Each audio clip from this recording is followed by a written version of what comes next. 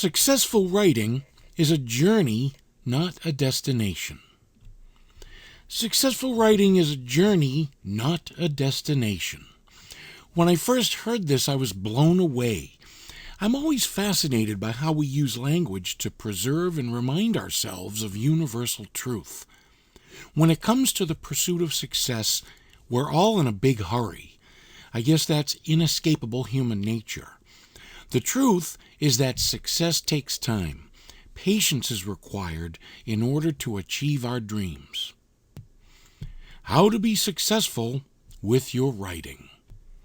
Successful writing begins with a simple plan. You don't need to overthink this. If you have the desire to be a professional writer, like me, you need to make that plan and stick to it.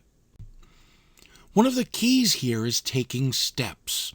You know, in keeping with the metaphor I'm attempting to crowbar into this post, this is the age-old wisdom of breaking larger tasks into much smaller pieces. If you break a huge project into smaller steps, all of those steps are now more realistic and manageable. Let's take writing a blog post as an example. How do you go from a blank page to a well-crafted and helpful blog post? Here are the steps I take when I write a blog post. Erik's wicked cool steps for blog post writing success. Step 1, research your topic.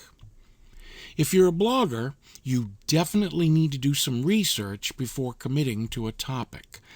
This has to do with how readers find you on the web. If your fans can't find what you've written, you're writing in a lonely vacuum. I've written an article about this, and if you'd like to check it out, find it here. Wicked cool keyword research for bloggers. 2, draft your headline title, even if it's a working title.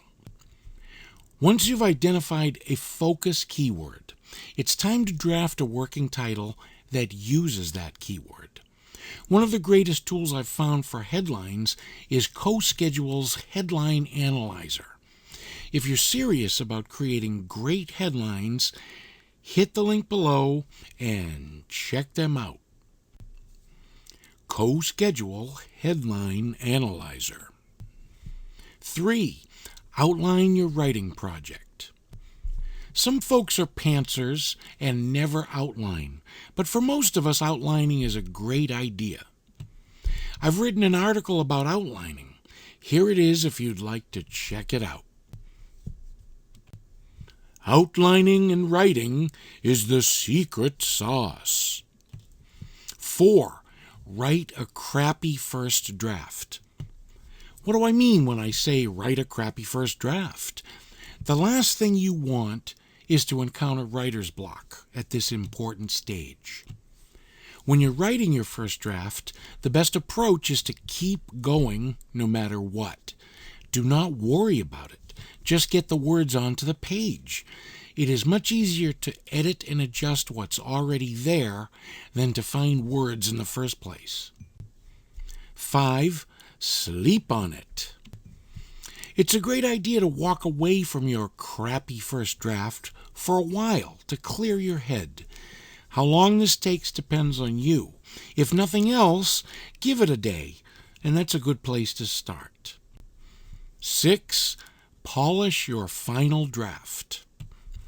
Once your head is clear, it's time to write your final draft. I think you'll find having fresh eyes is very helpful during this step.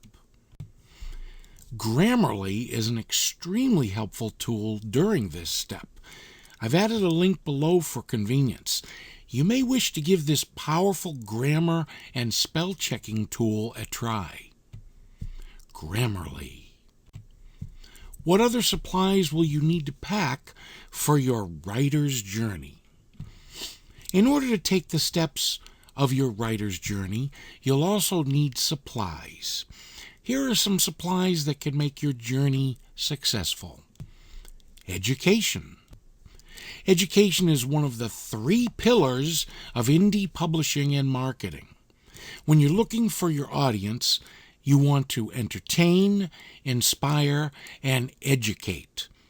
People are attracted to all three of these pillars and will respond accordingly. When I speak of education, I'm really talking about self-education. Thanks to the internet, there is a huge amount of information out there to learn from, and much of it is free. Here is a quick list of self-education resources. Blogs, books, ebooks, and audiobooks, online courses, podcasts, blogs. Find a number of blogs out there and check them out on a regular basis.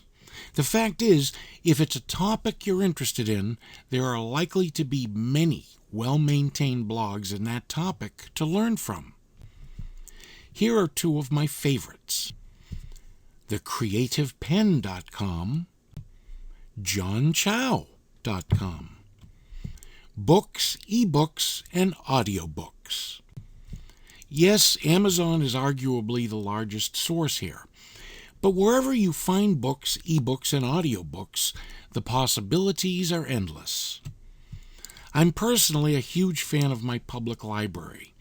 These days, most folks have access to not only their local public library, but a network of all libraries in the region. A network of libraries can carry a huge volume of media. Best of all, you can't beat the price, as long as you get the materials back by the due date, of course. Online courses. In full disclosure, I have to admit, I love online courses. Not only are there many courses out there, but quite a few of them are free. There are also well-designed online courses priced very reasonably. Here are some sources to peruse.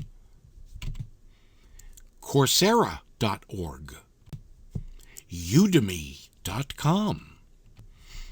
Podcasts. Something I love about audio podcasts is portability. You can download podcasts and listen to them anywhere. One of my favorite podcasts is Joanna Penn's at thecreativepen.com. Joanna has one of the most inspiring escape from cubicle slavery stories, and she shares it eloquently in all her content. Did I mention the 3 pillars? I'm fairly sure I did. Joanna Penn provides the 3 pillars in abundance with everything she does.